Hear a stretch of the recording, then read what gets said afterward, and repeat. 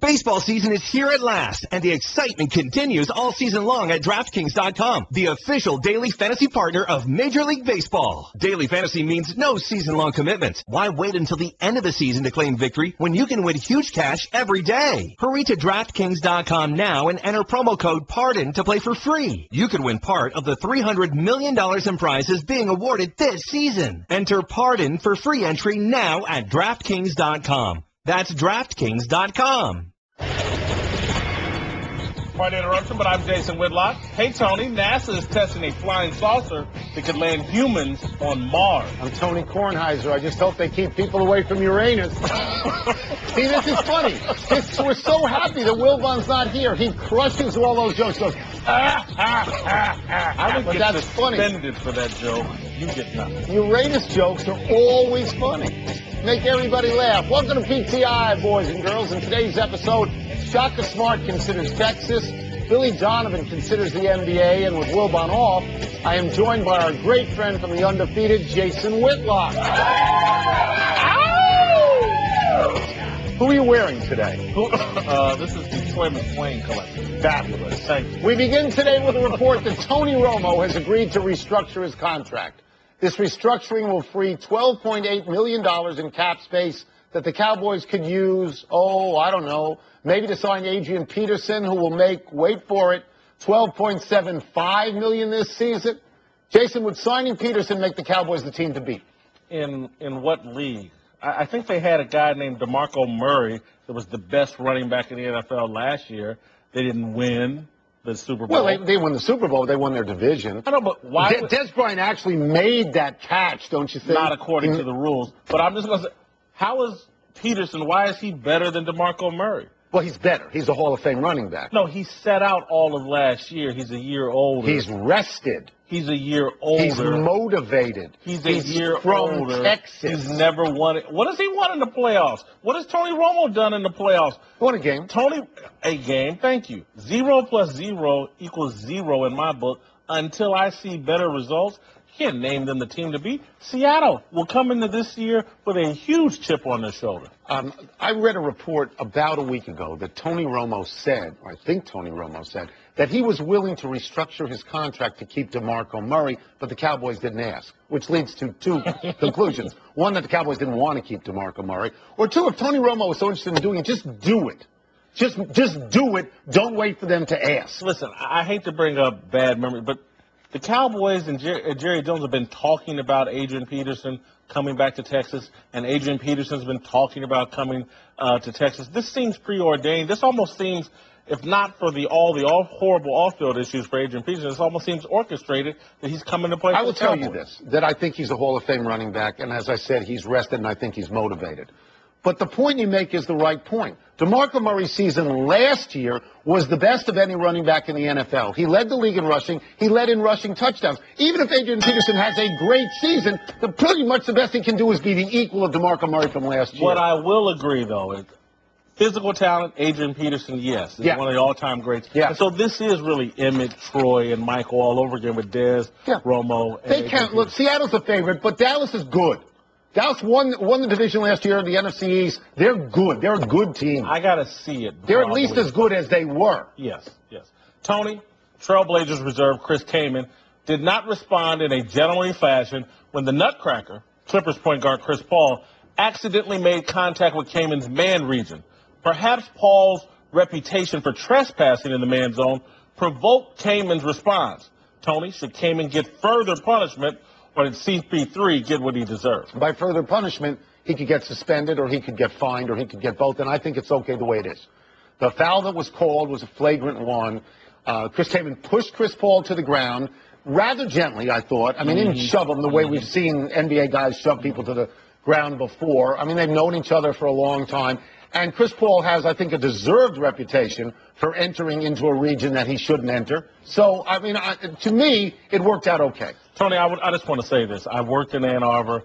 I was a Pistons fan. I'm friends with Isaiah Thomas. I want to apologize to Isaiah, Bill Lambier, Rick Mahorn, Dennis Rodman, John Sally, that we're even having this discussion. They were tough guys.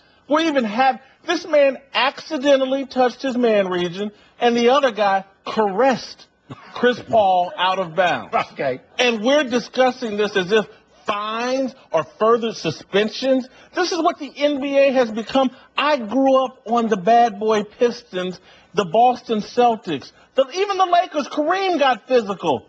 This man got caressed out of bounds. And the only reason why he hopped up mad is because the night before, someone put a clown suit on him and broke his ankles. And so now he's trying to run after Chris Kaman as if something really bad happened. Well, let me go to the caressing for a second, because after that play, Chris Paul was great. They were in danger. They were down 17 at one point in that game. They were in danger of losing back-to-back to the Warriors and the Blazers, which is a bad thing for the Clippers. He finished, Chris Paul did, with 41 and 17. And let me say that again for the West Coast. 41 and 17 assists. That's a great game. When you get your ankle broke, you want to come back and make them talk about something else. Exactly. James Harden went for 51 points last night against Sacramento. That is Harden's second 50 in 2 weeks. Last night, Harden shot 16 of 25 from the field, which is 64%. Hold on. He went 8 of 9 from 3. That's 89%. And 11 of 13 from the line, which is 85%. Not to mention 8 rebounds, 6 assists, and 3 steals. That, kids, is a game. Jason, can Harden swipe the MVP from Steph Curry? No, he can't, but I want to credit him for the effort. And I hope I don't screw this up. But this kind of reminds George Gervin and David Thompson, I think, went after the scoring title. And one got 73 and one got 60-something. And they kind of had to do it all year. And that's what I feel with Harden and Curry. And I got both of these guys, valiant efforts. It's a shame Harden's not going to get the MVP, but you cannot take this away from Steph Curry. Golden State's record, I think, makes it impossible. They are clearly the best team in basketball. Steph Curry's had a transcendent season. No way. And Harden's been great. No way he can steal the MVP. Curry is the best player on the best team, which I think counts for a lot. When you watch him play, he's a wizard out there with the ball. He's feathery. It looks effortless. Harden is a much more powerful player. Here's the case that I will make for Harden, and I think it's a good case, because the second best player, or second most important player on his team, Dwight Howard, has missed 40 games. So it's all on Harden, all right? He's got 33 30-point games. He's got 9 40-point games. He goes to the line by a lot more than anybody in the league. Now, I agree with you that it's Curry. But the case for Harden is a very solid case. What he has done to lift his team on his back, pretty much alone on that team. Let me give you another old-school analogy, what this reminds me of. And I hope we see these two square off in the playoffs. This is Ali and Frazier. Styles make fights. Curry's beautiful to watch. Yes, he is. Harden is relentless. He just comes at you over and over and over again. He drives. Just the whole beard thing. I'm telling you, this is Ali Frazier on the basketball court. I love watching both of them. I'm just going to give you the clincher numbers for Steph Curry after the All-Star break. 51% from 3, 97% from the line. Is that any good? Because I think that's pretty good. Larry Bird good, actually. Tony, I hope Shaka Smart has access to the Internet, because my man John Casano of the Portland Oregonian has written a column Smart needs to read before signing any deal to be Texas's new basketball coach. Casano shreds Texas AD Steve Patterson, who is in Richmond recruiting Smart, according to reports, for a lack of ethics and competence. Patterson ran the Portland Trailblazers into the ground for 4 years. Tony, does Casano have a point? Should Shaka pass on Texas? Well, I mean, you can't help but notice that in a very brief amount of time, Steve Patterson, since getting to Texas, has run off Mack Brown and Rick Barnes, who are pretty solid coaches. Some would say great, but I'll just say solid. Who? I'll just say solid for a second. Mack Brown at one point was a great coach, I would think. I would. Here, me. Look at me. Anyway, Patterson has done that and put his own people in. Now, I don't know Patterson, but I would have to think that the people he brings in for big hires like this at a big university like that are people that he wants, so there's a certain safety for a certain amount of time. But Shaka Smart, he's been offered big jobs before. He's going to get offered big jobs from now on until he takes one of the big jobs. So he doesn't have to do it, though it seems to me, Jason, that you have a better chance of winning a national championship from Texas than from VCU, and you're certainly going to get more money. Certainly. Let me say this. Casano is one of the best journalists in the country. He's dead on about Steve Patterson. However, a broke clock is right twice a day. And so twice Steve Patterson has been correct. Mack Brown needed to go. He didn't exit him out the right way, but he needed to go. Rick Barnes needed to go. Overrated, not achieving what should be done at Texas. Having said that, having read that column and having the detailed explanation that he had for Patterson's incompetence, if I were Shaka Smart, I would stay at VCU. I would cut the same kind of deal that Greg Marshall just got. Greg Marshall just made a lot more money. $3 million. Give him that at VCU. Stay there. I don't know. Look, I don't know VCU's finances, but Greg Marshall is making 3.3 at Wichita State, which has a far greater basketball heritage, than Alabama, where he was offered. The Alabama job you just take for money. But Wichita State can make you happy. I don't know if VCU is comparable in quite the same way to Texas. You can reach the Final Four from VCU. He's already proven that. He did it. Yeah. And if you want to coach kids for a sustained period of time, you're better off at a school that size than one of these one-and-done schools. But eventually Shaka Smart's going to move to one of the big jobs because he's offered great jobs. He could take VCU into a big job. Jason, let's stay with coaches moving for 800, please. Mark Stein reports that Billy Donovan will surely get NBA offers this offseason. And this time, Donovan may be poised to accept a job for more than 48 hours, as he did with Orlando in 2007. Donovan is under contract to Florida through 2020, but his buyout's only $500,000. Jason, would Billy Donovan be smart to go to the NBA? I think he would. And I want to piggyback off Gio Auriemma yesterday talking about college basketball. I think this would be a bad sign. And I know football coaches go from college to the pros and they flirt with this. But this, to me, is a guy, Billy Donovan, 2 national titles. He is really part of the fabric of college basketball. And for him to be talking about leaving Florida and going to the NBA, I think it speaks to the frustration all these coaches feel about continuity with their basketball programs. It's hard to build a program. It's hard to have continuity unless you want to do it the Coach Cal way. And that's not me knocking Coach Cal, but I don't think every coach is built to have that revolving door over and over and over again. And Billy Donovan may say, this is time for me to go cash in. So you don't think it speaks to the fact that as Florida has sunk and Kentucky with Calipari has raised its level, and those are the people you have to beat in the SEC. There are a lot of people that go to the pros and fail and go back to college. Rick Pitino, that happened to him, and he was Donovan's coach at Providence. Lon Kruger, John Calipari, Leonard Hamilton. You're always welcome back in college. I'm fine. If Donovan wants to go to the pros, I'm fine. Here's the problem when you go to the pros. The great stuff is you don't have to recruit. You have no off-field issues that you have to worry about. The bad stuff is the players have longer contracts than you have. They make more money than you have. And when they decide to tune you out, your career is over. You can't get rid of them. They get rid of you. And that may be a problem worth dealing with because, again, in order to compete against Kentucky, you have to recruit the same way as Kentucky. Why shouldn't you? Maybe not. Duke recruits that way now. Maybe not everybody's comfortable with that. I guarantee you Coach K would like to go back to the way it was. Coaches would like This is the new world. You play in the new world now. And some people aren't comfortable with it. We're losing coaches like Brad Stevens to the NBA. I don't think this is a good sign. Billy Donovan's record this year is nowhere near what his good records have been in the past. It's nowhere near that. Let's take a break. But coming up, Kelly Olynyk, your boy, has a big night despite playing with a black eye. Ooh, something or nothing. And just what should we expect out of the Kings' new 7'5" center? He's big. Very big. Can't run. But he can block a shot. If you get that shot. Baseball season is here at last, and the excitement continues all season long at DraftKings.com, the official daily fantasy partner of Major League Baseball. Daily fantasy means no season-long commitments. Why wait until the end of the season to claim victory when you can win huge cash every day? Hurry to DraftKings.com now and enter promo code PARDON to play for free. You could win part of the $300 million in prizes being awarded this season. Enter PARDON for free entry now at DraftKings.com. That's DraftKings.com. Time for something or nothing. Here's how it works. I'm something, he's nothing. Give us the first one, Jason. That is not true.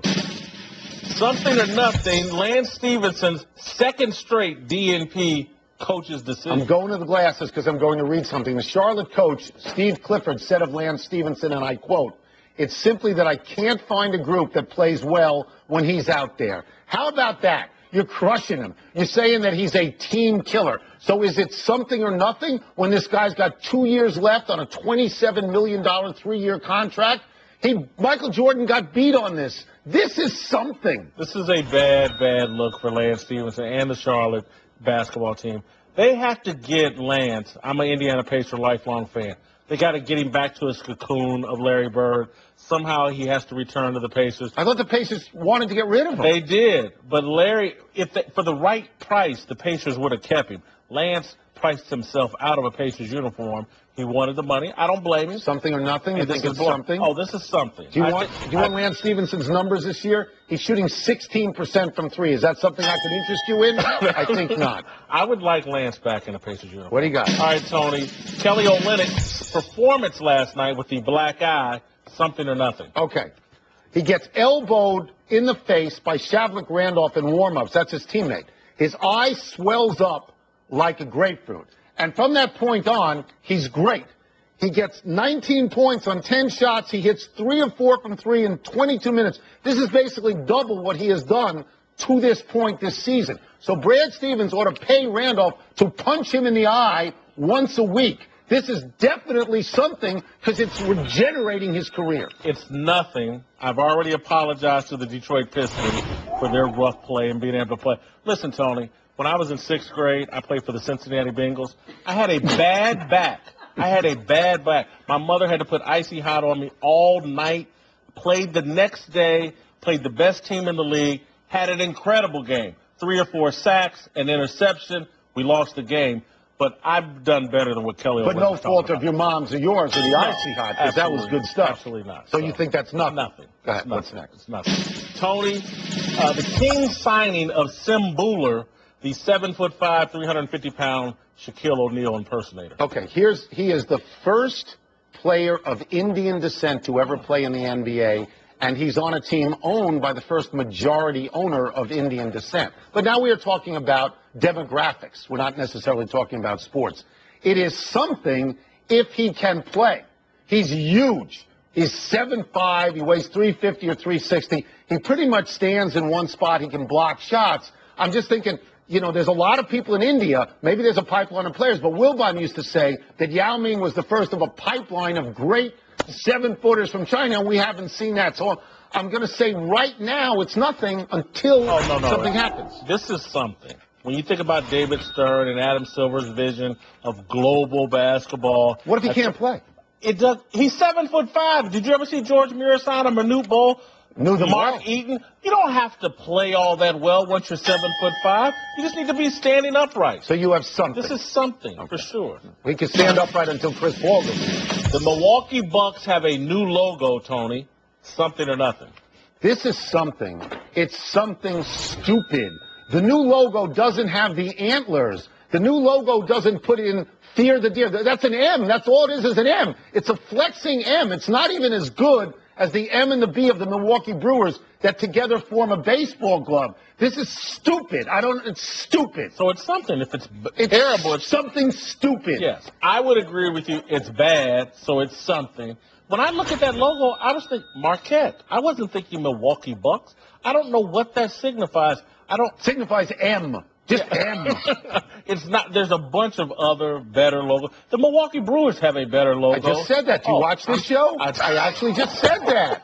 Are you paying attention? How much money do they pay to come up with an M? It's just not that hard. I wish they'd allowed me to do it because I would have stolen the money from them. Just yeah, you could have. You know what you could have done? You could have put Bengay on a deer. See what happens. Icy hot. That's it. Let's take one last break, but still to come is $99, a reasonable price for the Mayweather-Pacquiao fight. And is Carmelo really avoiding the bench to protect his knee? What do you mean he's avoiding the bench? He's not on the bench? Yeah, he's not. Where is he? He's at home. He doesn't go to the games? Sure, he's with like lays on a couch? Why not do that? I don't know why they re-signed him. I figuring out that business. Happy time, people. Happy 70th birthday, Mike Kekich. History lesson, kids. In 1973, Yankee pitchers Mike Kekich and Fritz Peterson announced they were swapping their wives. Suzanne Kekich to go with Peterson and Marilyn Peterson to go with Kekich. The Mike Kekich part of it did not hold, but Fritz and Suzanne are still married. I covered these guys. They were very nice guys. You know what I do tomorrow if I'm Julian Edelman? I asked Tom Brady to go see a movie with me. I got just the movie I wanted to see. If they had made the movie. A not so happy anniversary, Mark Mallory. On this day 8 years ago, the then mayor of Cincinnati had this ridiculous first pitch that went dead left. The pitch is so bad that it hits an umpire in the foot, and he throws the mayor out. This pitch is actually worse than 50 Cent's awful pitch. Every time I see one of these highlights, I want to go out and throw a baseball to see how hard can this be. It shouldn't be that far off the mark. Oh, that pitch was awful too, but not as bad. Happy trails to this Anthony Bennett pass. The former #1 overall pick drove the lane last night against the Raptors, then threw a pass just a wee bit high. This is every bit as bad as the Alexei Shved pass a couple of weeks ago for the Knicks. The only difference is that one guy was the overall #1 pick in the draft, and the other guy is Alexei Shved. Now we know why LeBron James is the general manager of the Cleveland Cavaliers. Anthony Bennett. Yeah, it may go down as the worst #1 pick of all time. It may. 2 errors, of course, both of them are Jason's. Adrian Peterson has 1 playoff win, and Tony Romo has 2. You got to step it up, Jason. I'm trying. Do you feel bad about that? No, not Don't at all. feel bad about the errors? Let's go to the big finish. Here we go. Justin Verlander will start the season on the DL. Is that a big deal? It's a very big deal. He's never been on the DL. The Mayweather-Pacquiao HD pay-per-view will be priced at $99.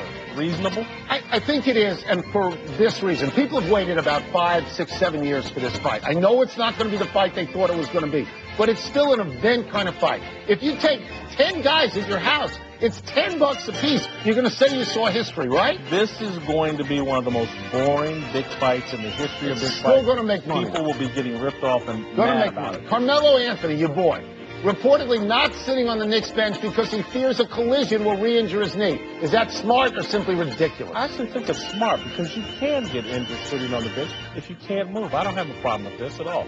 Aaron Rodgers will be in an upcoming episode of Celebrity Jeopardy. How do you think he'll do? I think he'll do really well. He's a very smart guy, and his girlfriend is so hot, she will distract the other players. He'll be able to buzz in when he knows the answer. Last one, Heat at the Cavs tonight. Who you got? I've got the Cavs because I always tend to pick LeBron James and the Cavs. Even though some guys may be hurt. Yeah, no problem. You're all right. We're out of time. We'll try and do better the next time. I'm Tony Kornheiser. And I'm Jason Whitlock. Thanks for watching. Check out theundefeated.com. Are you still friends with Canada? Because I used to say goodnight, Canada. I love Canada. Well, because you haven't said that in the past. Good night, Canada. ESPN Radio. With the action on the court, the diamond, or the gridiron. Comes alive. The NBA. The San Antonio Spurs are the world champions. Major League Baseball. San Francisco Giants are the champions of the baseball world. A new college football playoff. College football playoff national champions, the Ohio State Buckeyes. Your home for the best in sports play-by-play. ESPN Radio.